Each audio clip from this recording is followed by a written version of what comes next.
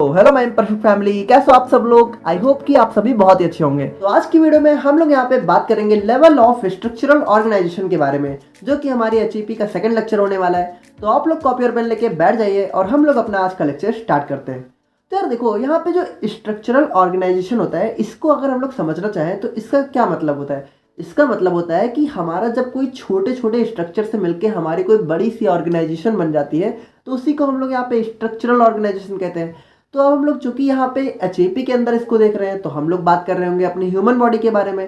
तो जो हमारी ह्यूमन बॉडी का ऑर्गेनाइजेशन होता है, ठीक है, वो कैसे यहाँ पे छोटे छोटे स्ट्रक्चर से मिलके हमारी बड़ी सी बॉडी बनी होती है, उसी को हम लोग आज के वीडियो में देखने वाले हैं। यानी और सिंपली बात करें तो जो आप लोग ह्यूमन बॉडी देख रहे हो, ठीक है, ये हमारी जो ऊपर से दिखती है, तो इसके अंदर हमारे बहुत सारे छोटे छोटे स्ट्रक्चर होते हैं, ठीक है, या फिर बहुत सारे लेवल ऑफ स्ट्रक्चर होते हैं। अब देखो यहाँ पे लेवल वर्ड क्यों जोड़ा गया है, लेवल इसलिए जोड़ा गया है क्योंकि ये हमारी छोटे से बड़े लेवल पे बनते बनते हमारी बॉडी तैयार हो जाती है। तो इसको अगर आप लोग थोड़ा समझना चाहो तो हम लोग अगर एग्जाम्पल से समझें, तो आप लोग को पता है कि हमारा कोई भी जो सेंटेंस होता है या फिर पैराग्राफ होता है, तो उसकी सबसे छोटी यूनिट हमारी क्या होती है, हमारा लेटर होता है। यानी बात करें तो आप लोग को पता है कि लेटर्स हमारे मिलके वर्ड्स का फॉर्मेशन करते हैं, और कई सारे वर्ड्स मिलके हमारे एक सेंटेंस को बनाते हैं, और जब कई सारे सेंटेंस यहाँ पे मिल जाते हैं तो हमारा एक पैराग्राफ का फॉर्मेशन होता है। तो उसी तरीके से जो हमारी ह्यूमन बॉडी है, तो उसके अंदर भी हमारे कई सारे ऐसे यूनिट्स होते हैं। और इसको हम लोग एक और एग्जांपल समझने की कोशिश करें तो आप लोग को पता है हमारा कोई भी जो घर होता है, ठीक है, जो आप हमारा घर देख रहे हो, तो यार ये घर आप लोग को पता है कि ये हमारा सबसे पहले जो इसकी सबसे छोटी यूनिट होती है, यानी ये ईंटों से ही तो मिलके बना होता है। यानी आप लोग को पता है कि कई सारे ईंटें मिलके एक दीवार का फॉर्मेशन करते हैं, और जब हमारी यहाँ पे 3-4 दीवारें मिलती हैं तो हमारी छत का फॉर्मेशन होता है, और जब ये सारी चीज़ें मिल जाती हैं तब जाके हमारा यहाँ पे एक घर का फॉर्मेशन होता है। तो उसी तरीके से हमारी जो ह्यूमन बॉडी है, तो उसके अंदर भी हमारे कई सारे बेसिक यूनिट्स होते हैं। तो उसी को हम लोग आज के वीडियो में देखने वाले हैं। तो बात करें हम लोग यहाँ पे ह्यूमन बॉडी की, तो इसके अंदर हमारे बेसिकली 6 लेवल्स होते हैं, ठीक है, जिनसे मिलके हमारी एक बॉडी बनी होती है। अच्छा, यहाँ पे एक बात और होती है कि जो हमारे लेवल्स होते हैं, ये आपस में एक दूसरे से कहीं ना कहीं कनेक्टेड भी होते हैं, ठीक है। तो उनको हम लोग यहाँ पे आगे वीडियो में देखेंगे तो आप लोग को काफी अच्छे से समझ में आ जाएगा। तो यार देखो, इसको थोड़ा सा डिटेल में देखने से पहले हम लोग इसको यहाँ पे एक फिगर से समझने की कोशिश करते हैं, ठीक है। तो इसको मैंने आप लोग के लिए ड्रॉ कर दिया था ताकि आप लोग को समझ में आ जाए। तो इनको हम लोग यहाँ पे एक एक करके देखने वाले हैं। यहाँ पे बस हम लोग इसका एक बेसिक आइडिया ले रहे हैं। तो जो हमारा सबसे स्मॉल लेवल होता है वो होता है हमारा केमिकल लेवल। फिर हमारे कई सारे केमिकल मिलकर हमारे सेल्यूलर लेवल का फॉर्मेशन करते हैं। फिर हमारे कई सारी सेल मिलकर हमारे टिश्यू लेवल का फॉर्मेशन करती हैं। फिर हमारे कई सारे टिश्यू मिलकर एक ऑर्गन लेवल का फॉर्मेशन करते हैं, ठीक है। और कई सारे ऑर्गन मिलकर हमारे सिस्टम्स बनाते हैं, और कई सारे सिस्टम्स कंबाइन होकर हमारी एक ह्यूमन बॉडी का फॉर्मेशन करते हैं, जिसको हम लोग यहाँ पे ऑर्गेनिज्म लेवल में देखते हैं। तो अब हम लोग इनको एक एक करके यहाँ पे थोड़ा सा डिटेल में देख लेते हैं। तो बात करें हम लोग यहाँ पे अपने केमिकल लेवल की, तो ये हमारी ह्यूमन बॉडी का सबसे जो है छोटा या फिर लोवेस्ट लेवल होता है, ठीक है। और इसके अंदर जो भी हमारे एटम्स होते हैं और मॉलिक्यूल्स होते हैं, लाइक हमारा नाइट्रोजन, फॉस्फोरस, ये सारी चीज़ें हमारी आ जाती हैं। तो यार आप लोग इसमें बिल्कुल कंफ्यूज मत होना, हमारे कुछ सारे एटम्स होते हैं जिनसे मिलकर हमारी बॉडी बनी होती है। यानी सारे नहीं, लेकिन हमारे कुछ एटम्स ऐसे होते हैं जो हमारी बॉडी के अंदर पाए जाते हैं। और वहीं बात करें हम लोग यहाँ पे सेल्यूलर लेवल की, तो इसके अंदर जो हमारी सेल्स होती हैं, तो यार सेल का नाम तो आप लोगों ने सुन ही रखा होगा।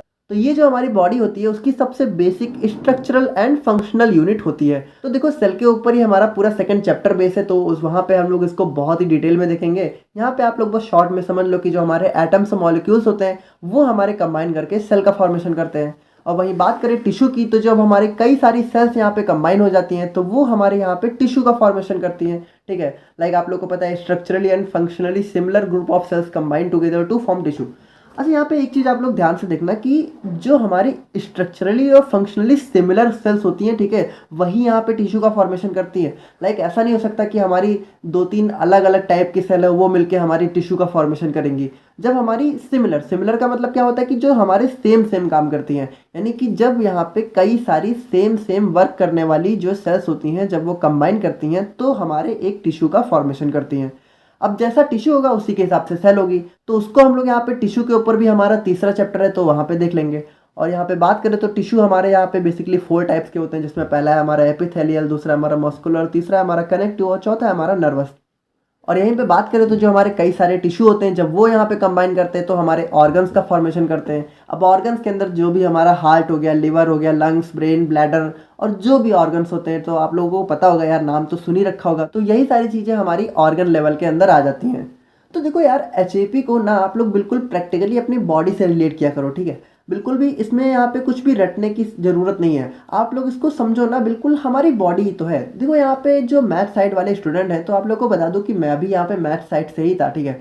लेकिन मुझे भी थोड़ा थोड़ा समझ में आ गया, ठीक है, और थोड़ा थोड़ा कोशिश कर रहा हूँ कि आप लोगों को भी समझा सकूँ। तो बस कुछ है नहीं यार, देखो बहुत ही सिंपल है। बाकी बायो वालों को तो सब कुछ समझ में आ ही रहा होगा, आई होप सो। और वहीं बात करें हम लोग यहाँ पे अपने सिस्टमिक लेवल की, तो जो भी हमारे बॉडी के डिफरेंट डिफरेंट सिस्टम्स होते हैं वो इसके अंदर आ जाते हैं। लाइक हमारा इंटीगुमेंट्री सिस्टम हो गया, skeletal system, nervous system, muscular system. तो देखो यहाँ पे इसके बारे में हम लोगों ने डिटेल में इसलिए नहीं दिखा हुआ है क्योंकि इन्हीं सारी चीज़ों को एचईपी के अंदर हमें पढ़ना है, तो वहाँ पे हम लोग इसको डिटेल में देख लेंगे। बाकी यहाँ पे बेसिकली हम लोग एक बेसिक आइडिया ले लेते हैं कि इंटीगुमेंट्री सिस्टम के अंदर हमारी जो स्किन्स होते हैं, हेयर्स होते हैं, यानी हमारी बॉडी के जो ऊपरी लेयर्स होती हैं वो आ जाती हैं, जो हमारी बॉडी को प्रोटेक्ट करती हैं। और यहाँ पे स्केलेटल सिस्टम के अंदर हमारी जो भी बोन्स होती हैं, हड्डियाँ होती हैं, वो आ जाती हैं। और मस्कुलर सिस्टम के अंदर आप लोग को पता है हमारी जो मसल्स होती हैं वो आ जाती हैं। और नर्वस सिस्टम के अंदर हमारी बॉडी के अंदर जो भी सोचने समझने की क्षमता है, ठीक है, लाइक हमारा ब्रेन हो गया, वो हमारा नर्वस सिस्टम के अंदर आ जाता है। और उसी तरीके से जो हमारा इंडोक्राइन सिस्टम होता है उसके अंदर हमारा जो बॉडी के डिफरेंट हार्मोन्स होते हैं वो आ जाते हैं। और सर्कुलेटरी सिस्टम के अंदर हमारा जो ब्लड होता है, हार्ट होता है, यानी जो हमारा ब्लड का सर्कुलेशन होता है पूरी बॉडी में, जो हमारा ब्लड दौड़ रहा होता है, वो हमारा सर्कुलेटरी सिस्टम के अंदर आ जाता है। और रेस्पिरेटरी सिस्टम के अंदर यार जो भी हम सांस लेने का काम करते हैं, यानी जो हमारी लंग्स होती है और जो भी हमारे रेस्पिरेटरी ऑर्गन्स है वो हमारे इसके अंदर आ जाते हैं। और डाइजेस्टिव सिस्टम की बात करें तो यार इसके बारे में तो आप लोग को पता ही होगा कि जो भी हम लोग खाना खाते हैं तो उसके डाइजेशन का, उसके अब्जॉर्प्शन का काम हमारा डाइजेस्टिव सिस्टम करता है, ठीक है।